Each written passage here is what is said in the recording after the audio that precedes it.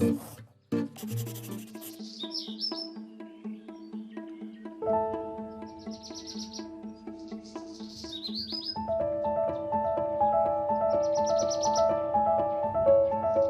a enorme felicidade de ter professores extraordinários, numa escola absolutamente extraordinária, única em Lisboa, que é a Escola António Rui. E nessa escola onde eu vivi a minha adolescência, também estruturei a minha personalidade a partir do que eu desejava conhecer.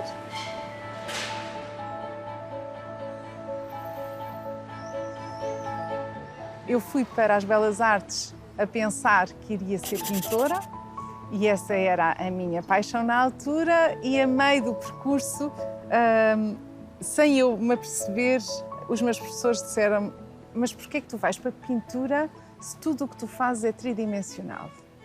E mesmo a tapeçaria, que era o que eu trazia da Antónia Arroio, era tridimensional. Isto não era óbvio para mim. E então eu percebi que, de facto, era o espaço que me interessava, era as relações entre os objetos e o espaço que me interessavam e essencialmente, também as relações com o público. E é assim que traço o percurso pela escultura, que me leva depois a estudar no estrangeiro.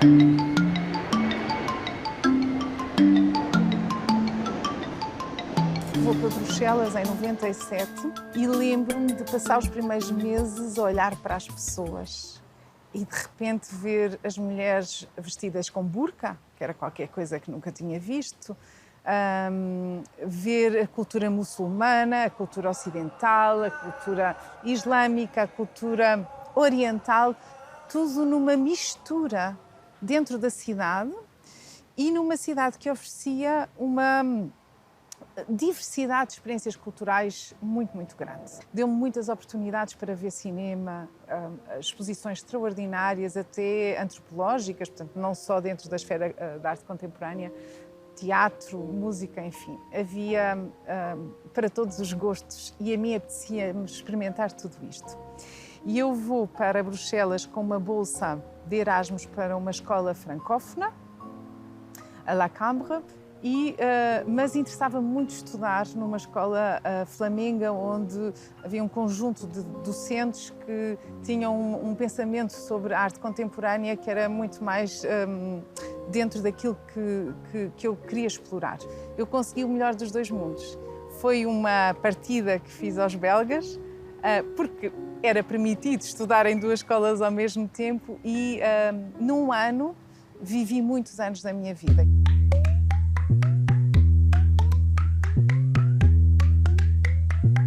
Quando regresso a Lisboa, em 98, já no fim da Expo 98, tínhamos em fulgor o Centro Cultural de Belém, com um projeto expositivo essencialmente de apresentação de artistas contemporâneos, muito jovens de todo o mundo. Estava a formar-se também um pensamento sobre o que é a mediação, o que é a educação em museus, como falar da arte contemporânea para públicos muito diversificados, inclusivamente aqueles que não tinham ainda tido larga experiência ou alguma experiência de confronto com a arte contemporânea. E esse era o meu desafio, como aproximar os públicos da arte contemporânea, quando a arte contemporânea ainda era vista, e ainda é vista, como algo estranho, que confronta e que até cria desconforto. Essa experiência trouxe-me para o Museu Gulbenkian, para o Centro de Arte Moderna, porque a arte contemporânea, no fundo, fala do que é que vivemos hoje na nossa vida, no nosso cotidiano, neste mundo que habitamos. E, portanto, necessariamente não está longe da vida das pessoas, faz parte da vida das pessoas. Essa experiência, sendo absolutamente interessante na minha vida, também não permitia pagar as contas da vida e havia algo, e não é possível falar de currículo sem falar de vida pessoal, não é? Eu quis, desde sempre, construir família, quis ser uma mãe jovem, porque quis ser uma mãe que tinha, com toda a energia e com muito tempo de vida, não é? Esta expectativa, para poder educar os meus filhos. E nesta altura também conheço o pai das minhas filhas, com quem ainda estou e que é um pintor que eu tenho imensa admiração também. Tenho essa sorte. E aos 27 anos sou mãe viver da mediação nos museus e desta vida muito instável não permitia ter uma família e, portanto, eu continuo sempre a dar aulas no ensino secundário.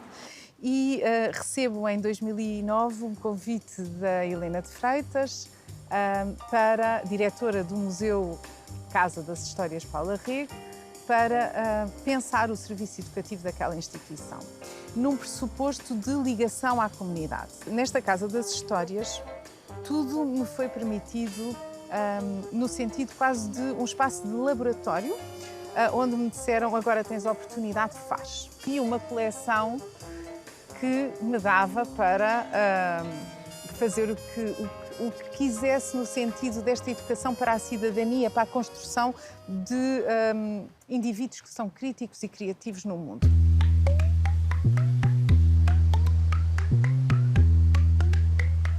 Eu tenho cerca de 2, 3 entrevistas com a empresa, sem saber ainda que projeto era, e finalmente eles dizem-me, olha, é um projeto no coração da cidade, junto ao Terreiro do Paço, numa instituição que é o Banco de Portugal. E eu, quando ouço o Banco de Portugal, acho que cria sempre uma sensação de respeito, surpresa, e penso, e é um museu de quê? E dizem-me, olha, é um museu para apresentar a coleção de numismática do Banco de Portugal e nota fílica, mas também que está muito interessada em falar sobre a história do dinheiro. E entregam-me 2 catálogos da coleção e eu trago para casa para pensar. Abro o catálogo da coleção e começo a ver uma coleção numismática absolutamente excepcional, onde toda a história da arte está espelhada no cunho das moedas. Como é que, com um museu que ainda não existe, vamos construir uma narrativa que é uma narrativa que não é só económica e histórica, mas é essencialmente uma história cultural. E é essencialmente uma história dos humanos neste planeta. Não era um museu clássico de vitrines, era um museu onde estávamos a pensar na tecnologia disponível, nem sempre em Portugal, até muito mais no estrangeiro, como forma de mediação. Fascinante, absolutamente fascinante estar aqui e estar numa equipa que tem tantas disciplinas, tantas pessoas a defender disciplinas diferentes.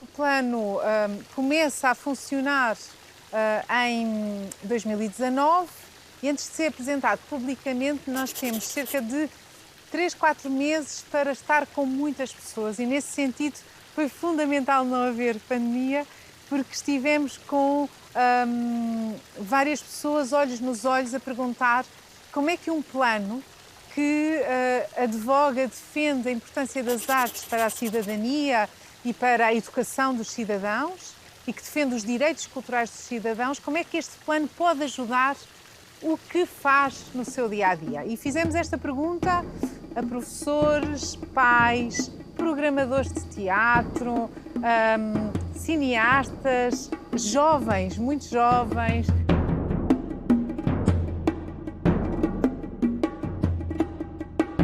Conseguimos chamar 65 agrupamentos de escola do país para embarcar nesta aventura connosco. E em setembro começamos logo a trabalhar com as escolas, o que implica para nós começar a trabalhar com as autarquias, com os artistas, os artesãos, este mundo que está em volta da escola.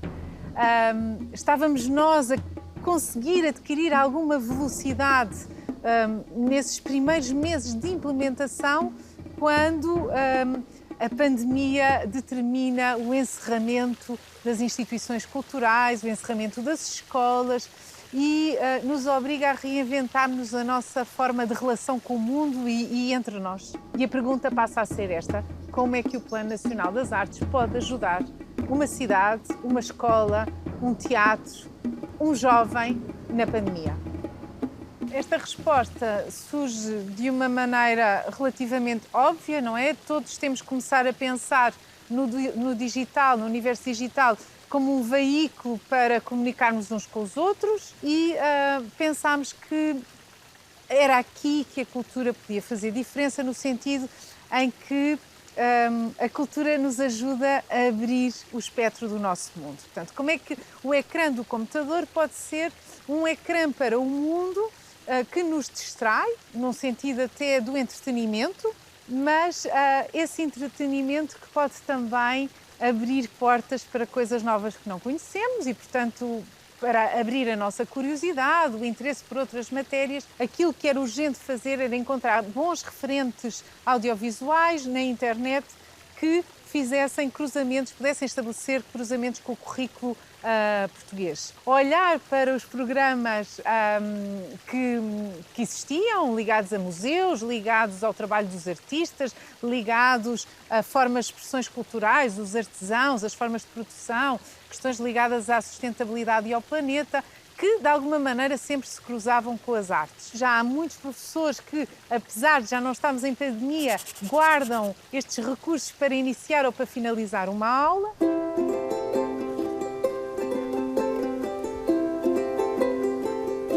A partir daqui, começamos, através desse reconhecimento da cultura como aquilo que nos é comum, existe então esta consciência de que ela pode ser muito transformadora, porque as artes mostram-nos que não existem limites. Aquilo que parece que é uma fronteira, que é um muro, quando a imaginação entra em ação, deixa de apenas ter essa possibilidade e abre-nos então outras formas de lidar com o mundo. Se falarmos em tantos artistas como Almada Negreiros, só para dar um exemplo, percebemos o quão a matemática foi importante para o pensamento do artista. E isto replica-se depois para todas as outras disciplinas, para a geografia, para as ciências, porque de facto os artistas o que fazem é uma reflexão sobre o mundo e o mundo tem essa transdisciplinaridade.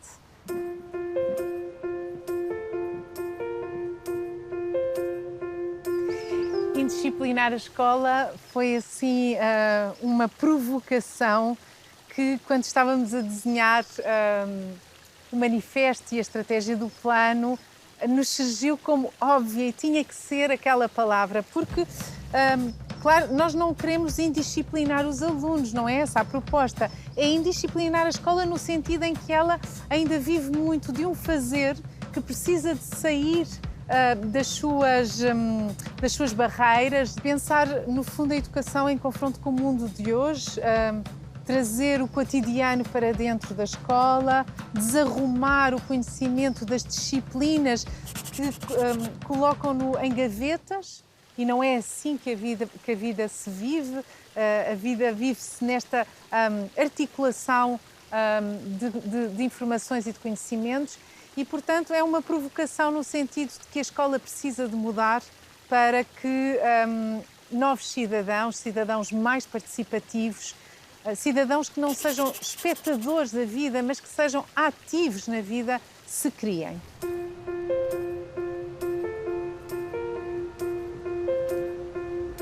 Vou nomear apenas aquelas que de facto são as minhas companheiras, no fundo, as mulheres que me inspiram e a quem eu volto nas minhas leituras. Uma delas é a poeta Sofia de Mel-Brainas. É a gente em quem um país ocupado... Não só na sua figura enquanto poeta, mas como escritora para a infância e, sobretudo, como política, como a mulher que também está na Assembleia Constituinte e vem defender os direitos culturais dos cidadãos. A revolução cultural não pode ser feita senão em liberdade. Diria naturalmente que Paula Rego, já falámos sobre ela nesta conversa e é, sem sombra de dúvida, uma figura muito importante na minha vida. E depois há outras escritoras que acho absolutamente extraordinárias pela forma como viveram a sua vida, mas também pelo que escreveram, pelo seu trabalho. A Clarice Lispector, a Susan Sontag, que tenho descoberto nos últimos anos, são figuras determinantes. Mas também a nossa Agostina Bessa Luís, que tem este ano o seu centenário. Enfim, é muito difícil nomear uma. Um temperamento. São muitas mulheres, a Marguerite Duras.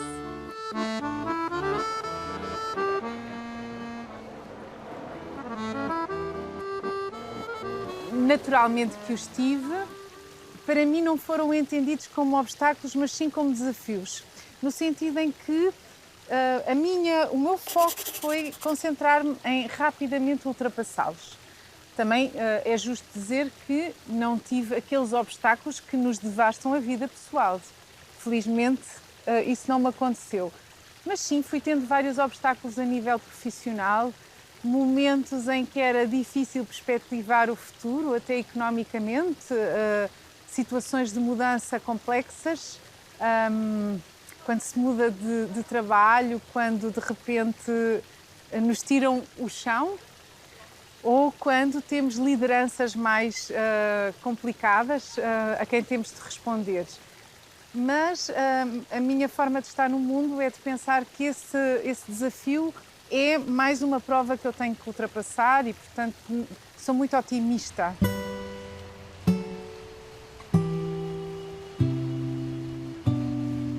Não é uma pergunta fácil, porque é uma pergunta que ainda nos expõe.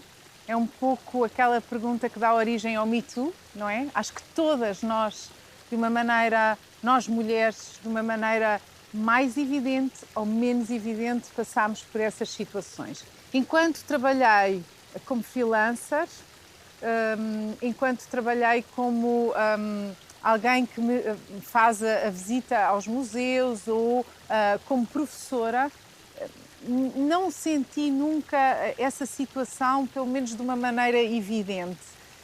É mais tarde, quando assumo lugares de liderança e quando mudo para este contexto do mundo da economia e da finança, e que não é tanto o mundo da cultura, onde a diferença entre os géneros e a diferença de oportunidades ou a tradição de dar ao homem a liderança ainda faz parte de um lugar comum, na forma como é gerida a instituição. É aí que eu sinto, pela primeira vez, de uma maneira mais óbvia, que existem diferenças de oportunidades entre mulheres e homens. Também não queria circunscrever aqui a igualdade de oportunidades na diferença entre homem e mulher, mas também a igualdade de oportunidades para pessoas de origens muito diferentes, com deficiência sem deficiência. Portanto, numa perspectiva de igualdade, ainda há um mundo a transformar.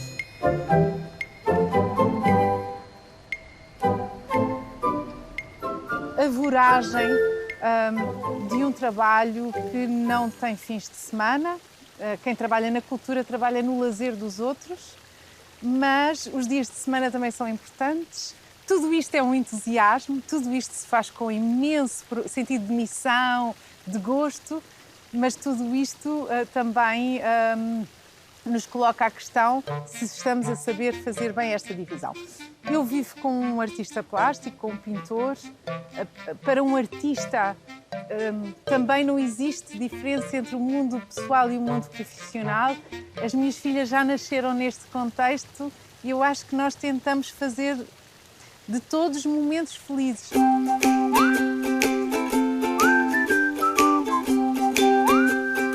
O teatro faz parte dos meus tempos livres, o cinema faz parte dos meus tempos livres, a leitura. Também gosto muito de desenhar, porque há este lado que vem de trás.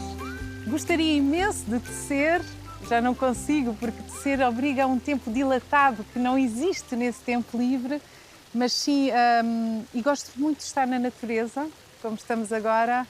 Isso faz parte do meu tempo livre também.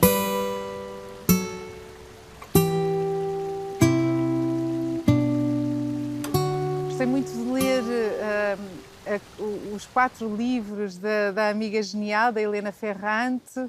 Interessei-me muito pela escritora também. Gosto muito de Vital Calvino, pela forma como traz a cultura e a imaginação e nos propõe pensar além do que é comum e leio muitos ensaios. Talvez esse seja até o grande volume da minha leitura, sejam ensaios, porque sou também muito apaixonada pelo conhecimento.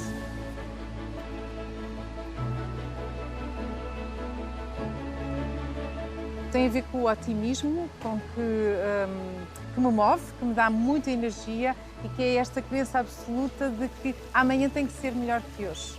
Eu tenho que ser capaz de amanhã fazer melhor, mesmo que seja mais difícil, mesmo que as circunstâncias não sejam favoráveis, mas é um mote de esperança de que eu vou ser capaz e que as condições vão me trazer a possibilidade de fazer melhor. Também é um mote de pensamento muito positivo e construtivo.